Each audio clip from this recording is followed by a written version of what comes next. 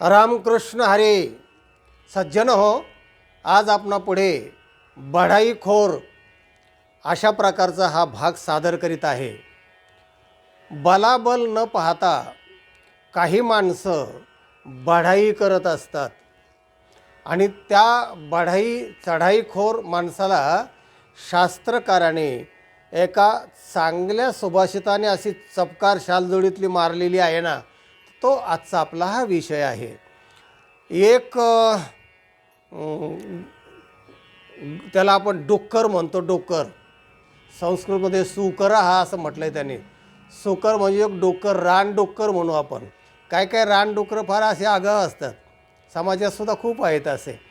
आणि मग ते चाललं होतं वर रानातून ते रानडुक्कर, आणि एक सिंह, मस्त एक हरण त्याने खाऊन मस्त पडलेला होता, आणि त्या बाजूने जवळून ते डुक्कर चाललेलं आहे.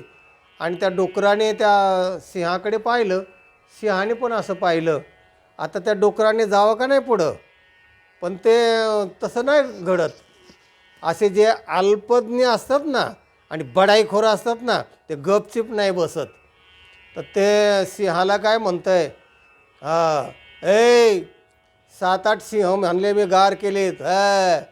माझं नाव डुक्कर म्हणतात, मी रानडुक्कर, आणि माझा दबदबा. त्याला बढाई मारायला लागला, ये माझ्याशी खेळ कुस्ती. तर तो सिंहच, तो वनराज सिंह, त्याने ते सगळं ऐकून घेतलं. म्हणजे आता याच्या नादी लागणं बरोबर नाही, का पांज्याच्या फाटक्यास त्याला खलास करून टाकीन, पण मी आता तृप्त होऊन पडलेलो आहे, तर कशाला त्याला मारून तरी काय फायदा आहे. तेव्हा तो सिंह, वनराज सिंह, त्या सुकराला म्हणजे त्या डुकराला म्हणतो, गच्छ सुकर, ए डुकरा जा, चालता हो, भद्रंते, तुझं कल्याण असो, वद सिंहमया हतः, जाऊन लोकांना सांग मी सिंह मारला म्हणून. पंडिताः एव जानन्ति, जे ज्ञानी लोक आहेत, पंडित आहेत, हुशार आहेत, ते जाणून घेतील सिंह सुकरयोर बलम, सिंह आणि डुकराचं काय बलाबल आहे ते शहाण्या माणसाला चांगलं माहिती आहे. जाऊन सांग जिकडे तिकडे बोंब मार, सिंह जो मारला म्हणून. जातो का, असा पांजा वगैरे लवकर पळालं ते. आणि पळालं तर मग तरी पण ते बॉम्बला सांगायला लागलं, आणि घाबरला. म्हणले मला नुसतं हात वर केला, टाटा केला मला वगैरे, असं वेगळा अर्थ सांगायला लागला. सज्जन आणि पंडित लोकांनीच जाणून घेतलं काय जाणायचे ते. तर वनराज सिंह जो आहे ना, त्याची किती मृगेंद्रता असते, त्याचं स्वयंबल जे असतं ना, कमवलेलं नसतं ते. तर त्याच्याबद्दल एक सुभाषित फार छान आहे बघा.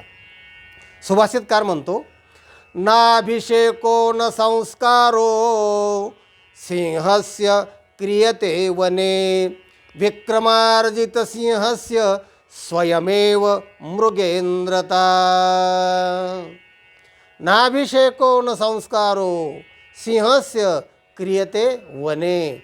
वनामध्ये वनराज सिंहाला राजा होण्यासाठी अभिषेक केला जात नाही, अभिषिक्त नाही तो. नाभिषेको न संस्कारो, किंवा त्याच्यावर संस्कार केल्या जात नाहीत. काही संस्कार केले म्हणजे तो ब्राह्मण होतो, संस्कार केले म्हणजे क्षत्रिय होतो, संस्कार केले म्हणजे विद्वान होतो. तसं त्याच्या बलासाठी त्याला वनराज, राज असं म्हणण्याचं, वनातला राजा ही पदवी मिळण्यासाठी त्याला संस्कार करावे लागत नाही, अभिषेक करावा लागत नाही. तर विक्रमार्जित सिंहस्य स्वयं एव मृगेंद्रता. विक्रमार्जित, त्याचं ताकद जी असते ना, स्वयं एव, स्वतःचीच असते. कोणाची उसनी पासणी घेत नाही, आणि कोणावर बढाई मारीत नाही, आणि त्याला गरज पण भासत नाही. अशा प्रकारचा हा स्वयंबलाचा भाग आहे. आणि स्वयंबलवान माणसं, आणि या सिंहाचं उदाहरण देऊन सुभाषितकार सांगतात, असे जे विद्वान लोक असतात, हे असतात, ते असे बडबड करून बढाया मारत नाहीत. तेव्हा असे काही बढाईखोरासाठी हे 2 सुभाषितकारांनी सांगितलेले आहेत. आणि म्हणून शरीर, बुद्धी याचे बलाबल पाहून माणसाने आक्रमण केलं पाहिजे. आपलं शरीर काय आहे ते नीट तपासलं पाहिजे. पहिलवानाबरोबर म्हणतो, धक्का लागला मला, थोबडा देईन, ये पुढं. तर पहिलवानानं गापक्यान धरलं, असं उचललं. काय करतं रे? बरं बरं म्हणले, तुला क्षमा केली. त्याने सोडून दिलं. जा म्हणलं क्षमा, तो काय करणार आहेस? ये म्हणले पटांगणात. तिकडं सोडा, पुन्हा पटांगणात ये म्हणतो. सांगायचा मुद्दा असा की त्याला बल नाही, तरी पण तो आव्हान देतो आहे. आव्हान लक्षात घ्या. आव्हान वेगळं, आवाहन वेगळं. आवाहन म्हणजे निमंत्रण देणे आणि आव्हान देणे म्हणजे चॅलेंज करणे. मल्लम मल्लाय आव्हयती. मल्ल मल्लाला आव्हान देत असतो. आव्हयती काय काय शब्द वापरतात आणि राजकारणी लोक तर त्यांना ते आवाहन आणि आव्हान काहीच कळत नाही. दोन्ही शब्द कुठे काय वापरतात. तेव्हा ते आव्हान सामान्य माणसं देतात ना, तर ते चुकीचं असतं. आपली शक्ती पाहून आपण करावं.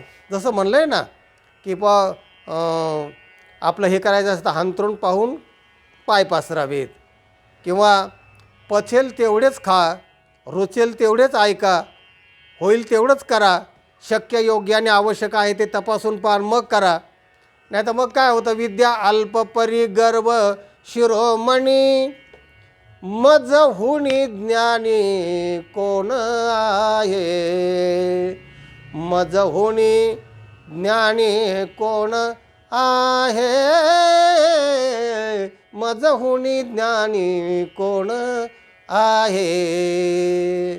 संत म्हणतात विद्या अल्प परी गर्भ शिरोमणी, म्हणजे विद्या अल्प,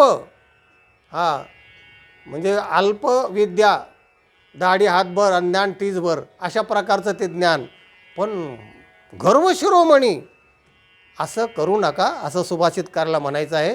आपलं बल पहा, म्हणजे बौद्धिक बल आणि शारीरिक बल, आणि मगच पुढे पाऊल टाका, तरच आपलं जीवन यशस्वी होईल, आनंदी होईल.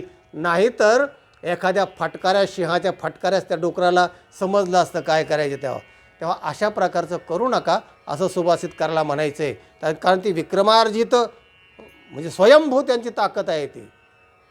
सज्जनो, हा व्हिडिओ इतरांना टाका, लाईक करा. ज्यांनी चॅनलला सबस्क्राईब केलं नाही त्यांनी सबस्क्राईब करा. ज्ञान वाटेत राहा. ज्ञानदानम विशिष्यते. आनंदी राहा. रामकृष्ण हरी.